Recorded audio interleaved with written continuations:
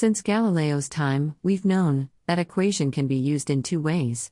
We can find its coefficients from observed responses. That's what we do in regression analysis. We find regression coefficients from data on treatment, outcome, and covariates. We can also predict the response from the known coefficients.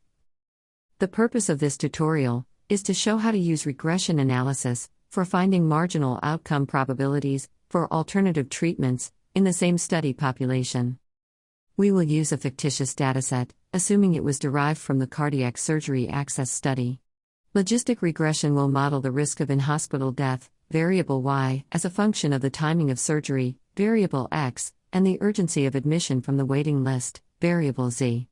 It equals 1 if the admission is urgent and 0 otherwise. Here is our model.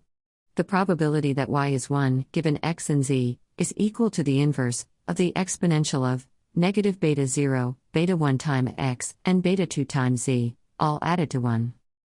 Beta 1 denotes the change in the log odds of outcome for change in x, when covariate z is fixed. We fitted this model to the data on outcomes, surgery timing, and admission type observed for each study unit. As a result, we get regression coefficients for all covariates in the model. Here is the fitted regression equation.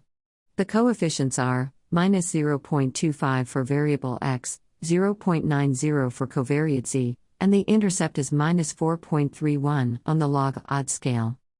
Using the fitted model, we find the probability of in-hospital death if a given unit had received an early surgery, and if the same unit had been delayed. That is, for each unit, we calculate the predicted probability twice, first with variable x set to 1, and then by setting it to 0. Only one of these two values of x is observed in each unit. The other is counterfactual.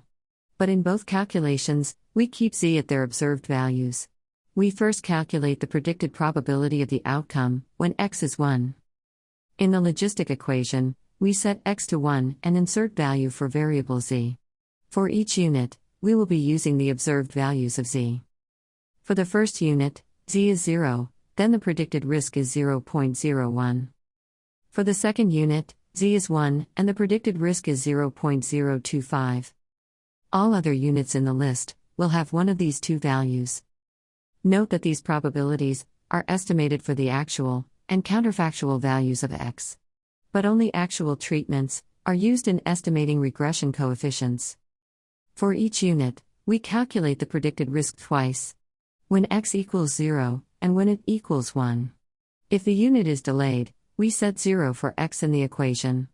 Again, we keep z at their observed values. For the first unit, z is 0, then the predicted risk is 0.013. For the second unit, z is 1, and the predicted risk is 0.032. All other units here will have either of the two values.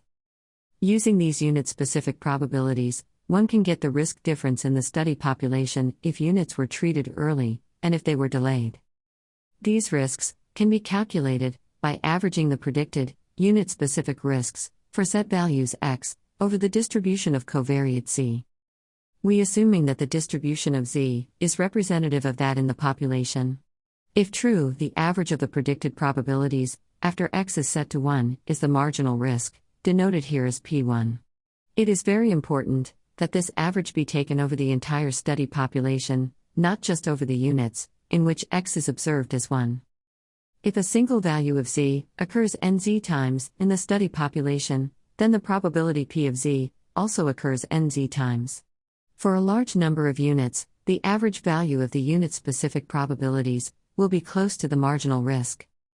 In our case, the estimated marginal risk p1 is 0.011.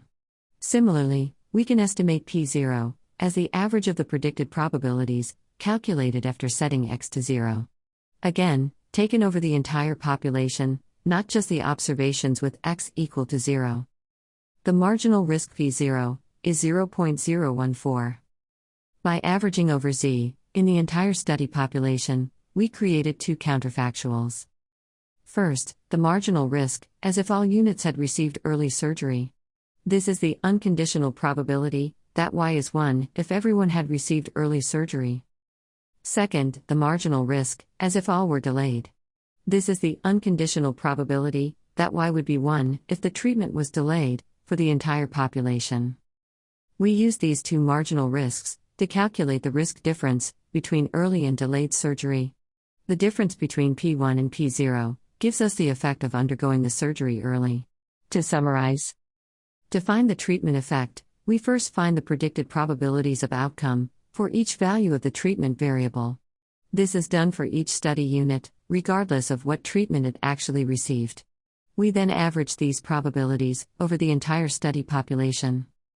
These average probabilities represent the marginal, unconditional risks of the outcome if everyone had received one treatment, and then if everyone had received an alternative treatment.